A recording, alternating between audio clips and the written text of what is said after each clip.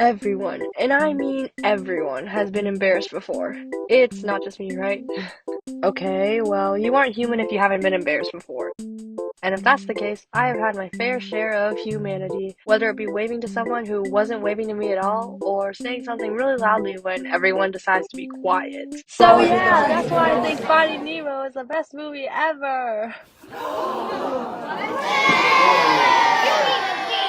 Those moments and more seem to always happen to me when I open my big fat mouth. This first story being a prime example. It takes place after my high school church group had gone on a little day adventure. We'd gone to this event where we worshipped a lot, got free stuff, and listened to sermons. Afterwards, we raided a mall for food and we were hanging out. I was with my youth leaders because I was a loner and she had bought me a sandwich. I looked over at my other youth leader's boyfriend and the youth leader standing nearby. The guy was named Trip and the girl was named Star. I noticed this and asked the youth leader next to me, "Does everybody here have cool nicknames?" She kind of looks at me like, "What do you mean?" But she says, "What? You know, like Trip and Star. Does everybody have cool nicknames like that?"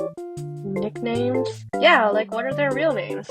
She looks me dead in the eyes and says, "Those are their real names."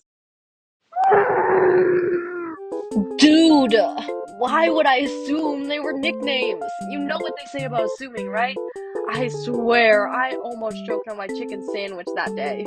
Luckily, she just laughed it off, but I felt that interaction hang over me for the rest of the night. You'd think after that I'd learn to keep my mouth shut, but no, unfortunately, I am pretty stubborn at times. This next story takes place with my cousins, who I know are watching this. Everybody say hi in the comments. We were doing this show because they are certified theater kids. It was a very small show. Yeah, you guys probably wouldn't know it. It was called Aladdin Jr.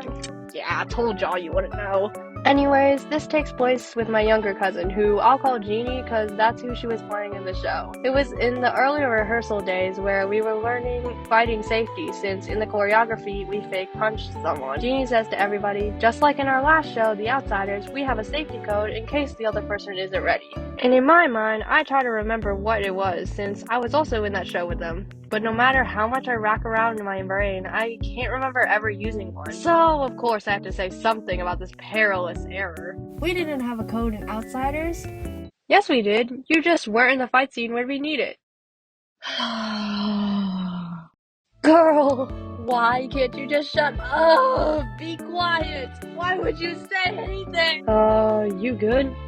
Oh yeah, I'm fine. By the way, this wasn't Jeannie's fault at all. She wasn't trying to embarrass me. I did that to myself the moment I said something. Although I was mentally screaming at myself throughout the rehearsal, so I guess it was kind of funny. You know what's not funny though? Spilling things, which is exactly what happens in this last story. I like to serve on the coffee team at my church, but at the beginning, I didn't really know what I was doing. Other than refilling the creamers and tea bags, I also had to refill the half and half in the back where all the supplies were. What I didn't know was how much I should fill the canister up to, which logically means I should fill it to the very top. As I was walking back to the booth, I tipped the canister over a little, spilling white creamer all over the lobby floor. A mom and her kid were walking by, and I apologized quickly while she warned him. I go to the booth, set down the canister, and get ready to clean it up when I notice a couple leaders taking notice of my mess. And I'm not even kidding. You'll never guess who came over, bent down, and started cleaning it up. The head pastor of the entire church. I have never in my life felt the heat radiating off of me more in my life. I stood there, frozen, eyes wide, while this man wipes up the cream. I told my elder server guy, and he comforted me saying, don't worry, the pastor isn't the pompous jerk type, so you're okay. Everybody makes mistakes. That may be true, but I still felt the shame flowing from me hours later. Everybody gets embarrassed from time to time. Sometimes it's justified, other times we just feel so cautious about our mistakes. Whichever it is normal, and it does make for a funny storytime video. I do have some more embarrassing stories, so let me know if you'd like to hear more of them. And do let me know some of your embarrassing stories in the comments. I'd love to hear them and share the shame through the screen. Until next time, bye-bye!